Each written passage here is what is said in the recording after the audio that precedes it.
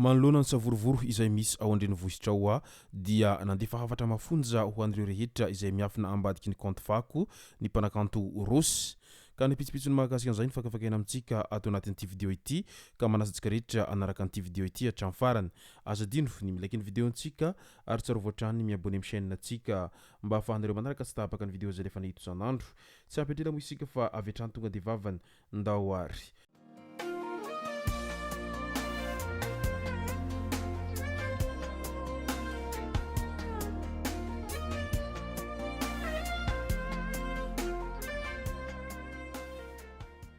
Ny tonga tsy miaraba hono namany Tezitra ka dia faly miaraba isika rehetra mpanaraka tsy tapaka an'ity chaîne ity tenako Mpandroba ity araka n'izay efa natsipiko zay dia ny hafatra mafonja izay nalefa ny mpanakanto Rossy ho an'ireo rehetra izay miafina ambadiky compte fako no tena iompanantsika ato anatin'ity vidéo ity. Fa milohan'izay dia ndaolo resantsika ireto tsara ho fantatra manaraka ireto. Profesora Ratsimbazafy tsy ny fanesorana ny ministra no vahaolana fa iza marina no tokony solotoerana.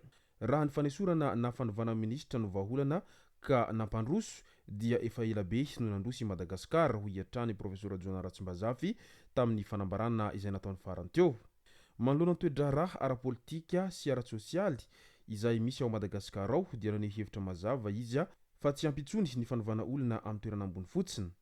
Mila fanovana fototra sy fahaiza mitantana marina no ilain'ity firenena ity. Koa raha tena te handroso isika dia iza ny tokony hosoloina? Olona sa rafitra io ny fantanina izay napetrana. Fomba fisainana sa fomba fiasa? Ho izatrany ranan'tany ampakingana. Tsy resaka fanesorana fotsiny no tokony hojerena fa olona matotra manam-pahaizana, manana vina mazava sy fitiavan-tanindrazana no ilaina amin'ny fitantanana. Nataony moa izay fanambarana izay taoriany ilay fanambarana izay nataony filoham-pirenena tamin'iny androny afako mahaliana izay nilaza fa nesorina amin'ny toerany ny ministra ny angovo satria tsy natanteraka ny asa izay niandrasana taminy. Marobe moa ireo samy naneho ny heviny manoloana an'izay ao koa ireo milaza fa tsy tokony ministra mihitsy no nesorina fa tokony ianareo rehetra izay mahatsapa tena fa tsy mahavita ny andraikiny dia tokony samy nametra-pialana avokoa. Etsankilan'izay miditra antsehatra ny SADC miantso fiverenana amin'ny filaminana ary miantso ny gouvernemanta sy ny herivelona ao Madagasikara ho amin'ny fampiresahana mba hamoahana fehenkevitra manoloana ny olana misy ny vondro SADC manohana hatrany ny gouvernemanta sy ny malagasy amin'ny ezaka famerenana ny fitoniana sy ny filaminana. Miantso ny mpitandro ny filaminana hiasa ao anatin'ny fomba matihanina ary ny mpanao hetsika mba haneho ny fitakina amin'ny fomba ara-dalàna sy ampilaminana ho tombontsoan'ny firenena sy ny hoaviny. Io ny fanambarana izay nataony Ireo avy ao anivon'ny SADC. Nilaza ihany koa ny ministry ny fampianarana ambony sy ny fikarohana ara-tsiansa fa efa misokatra ny varavarana ho an'ireo mpianatra izay maniry te hiaona amin'ny filoham-pirenena amin'izay fampiresahana amin'ny fitadiavam-baholana manoloana an'izay maharary azy ireo izay. Tadidio anefa fa tsy ny mpianatra irery ihany no maharary ao anatin'ity olany delestage sy ny rano ity fa nivoaka malagasy rehetra dia tafiditra ao anatin'izany avokoa. Ka tsy tokony hosolotena n'ireo mpianatra vitsivitsy araka izany no hosokafana varavarana amin'izany fa raha toa ka tena tiana hatao ilay resaka sy fampihinoana sy fampiresahana dia tokony eny ankianjana ny fampiresaka ary samy milaza izay tsy tiany avokoa nivoaka malagasy rehetra manoloana an'izay fitadiavam-bolana maharitra izay. Io ny fanehoan-kevitra izay nataon'ireo olona izay mpamakafaka ny raharaha-pirenena manoloana an'izay fanambarany ministry ny fampianarana sy ny fikarohana ara-tsiansa izay. Hoy Rivo Randrianarsoa tsy eleo ve mametra-pialana ho isatrany raha nitsikera ny zava-misy amin'izao ankehitriny izao satria araky ny voalazany hatrany dia efa maro loatra ny zavatra izay tsy tomombana nandritra izay fitondrana izay ka aleo mametra-pialana dia ny mbola tsy tara loatra.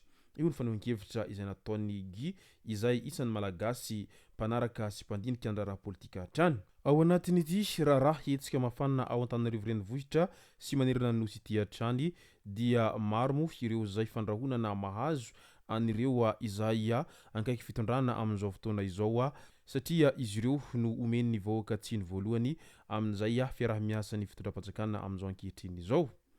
Tahaka ny nahazo Mpandroba zao araky ny voalazany tao mipejiny tao dia tsy maintsy nametra-pialana amin'ny andraikitra mahataleny TVM azy tokoa i Mpandroba na dia mbola vao amam-bolana vitsy nanendrena azy amin'izay andraikitra izay.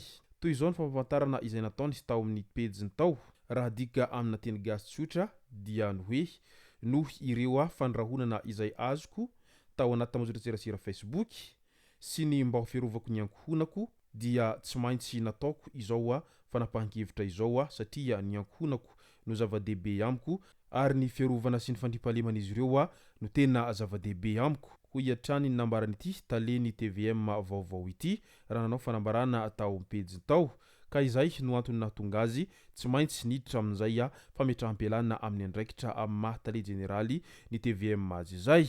Andao amin'izay ho resantsika ny mahakasika ny fanambarana izay nataony Andriamatoa Rossy tao anatiny pejiny tao.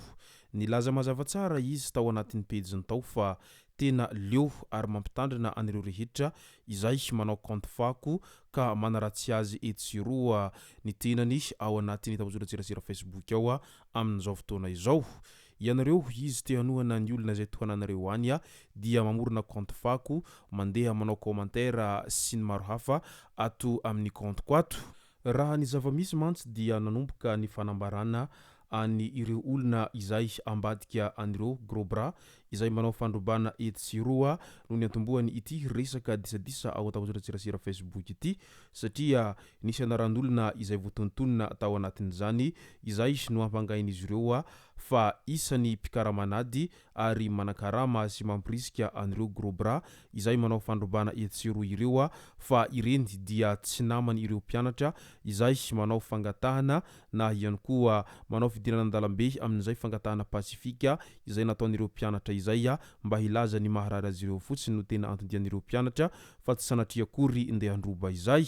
Ka io indrindra no nahatonga an'izay resaka sy disadisa ary ny afara amin'izay fanaovana commentaire isan-karazany amin'ny alalan'ny kanto fako tao anatiny kantiny Andriamatoa Rossy ka izay no tsy nahafaly azy ary nahatonga azy nandefa hafatra mafonja sy nampitandrina anireo rehetra izay minia manao kanto fako izay manaratsy sy maniratsira azy etsiroa izay ary ireo manao kanto fako izay miditra ao anatin'ny commentaire izay fa tsy mety aminy izay ka leo samby fanaja araky ny voalazany hatrany midika izay fa mafana dia mafana ny toedra raha na tambazotraserasera Facebook na eny amin'ny fiainana andavanandro amin'izao fotoana izao.